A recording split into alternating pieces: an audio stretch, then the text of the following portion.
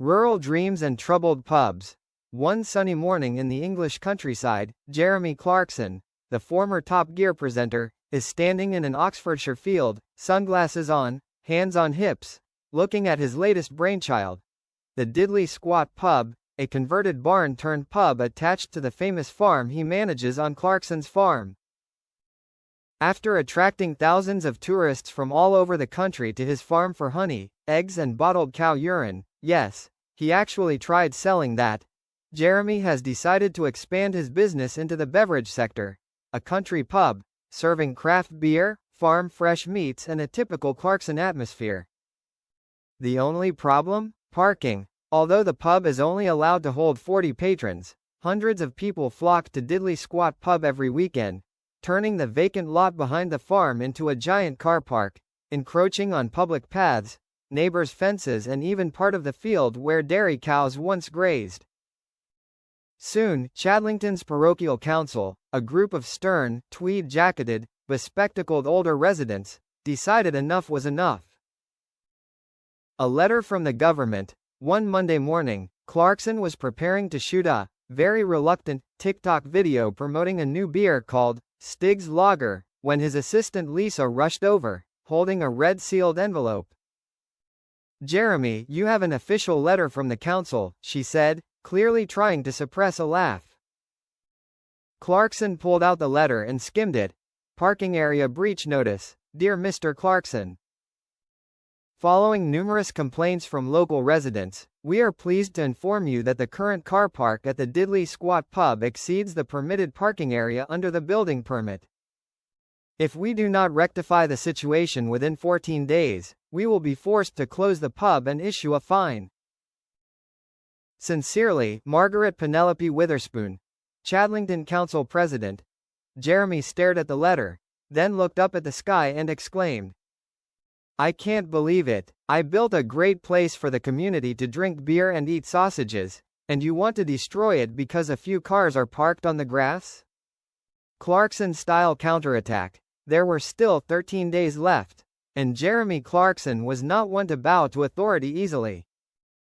He opened his laptop and typed a title on YouTube. War with the Council, Clarkson Strikes Back. In the 7-minute video, he spoke with a sarcastic tone. "I have a problem here. Hundreds of people who love the countryside, drive for hours to have a beer, and then get threatened by the council for causing traffic jams. Sorry, but would the council be happier if they came in a horse-drawn carriage?" The video instantly became an online phenomenon, attracting more than 2 million views in 24 hours.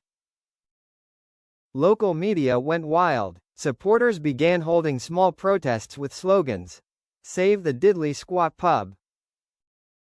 Parking on the grass is not a crime. Clarkson for the Prime Minister, but Chadlington Council remained firm. A public meeting was scheduled for the following Friday to discuss the Clarkson issue. The meeting room at Chadlington Hall was packed. Jeremy entered like a rock star, wearing a leather jacket, followed by Lisa, his friend Caleb, clutching a giant sausage roll, and a journalist from The Guardian. Sitting opposite was Margaret Witherspoon, the meticulously coiffed chairwoman, clutching a folder marked, "Car Overload, Evidence." "Mr. Clarkson, please," Margaret said evenly. Jeremy stood up, cleared his throat, looked around, and said, "Gentlemen, I'm just running a pub. A place for people to enjoy real farm food, no smoke, no pretense.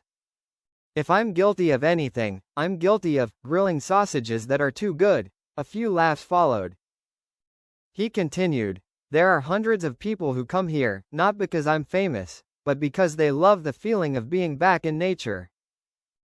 So why ban them? Leave the pastures alone? Believe me, the cows are much noisier." Margaret frowned slightly. "Mr. Clarkson, it's not about sausages. It's about safety, the environment, and compliance with the law.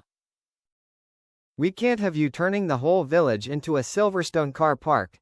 Just when it seemed like the fight would end in a fine and closure, an 80-something man in a fedora and walking stick stood up. "I'm Arthur Melling, a resident since 1942. All I want to say is, I like Mr. Clarkson's beer." The room burst into laughter. "And I have an idea," he continued. "My farm used to be a football pitch. It's now derelict. If Clarkson wants, I'll rent it out as an official car park. Just give me a free pint of beer every week." Jeremy turned, eyes blazing. "Arthur, you're the hero I don't deserve." The council adjourned. After 20 minutes of debate, they reached a compromise. Diddley Squat Pub is allowed to continue operating. All car parks must be moved to Arthur's land within 2 weeks. Jeremy must fund the construction of a wooden fence to protect the public trail. Peace and draft beer. 2 weeks later, the Diddley Squat Pub was up and running. The car park was newly paved with gravel, with a hand-painted, "Thank you Arthur" sign and a small wooden statue of an old man in a fedora holding a pint. Chadlington Council remained serious, but some members began to stop by in the evenings, have a pint and quietly leave. Jeremy learned a valuable lesson, or at least remembered to bring a lawyer with him when he wanted to expand his business. The battle between Clarkson and the council was about more than parking. It was also a clash between free-spirited adventure and old-fashioned British order. And in this world of good sausages, craft beer and a famous farmer, anyone could finally find a place to park.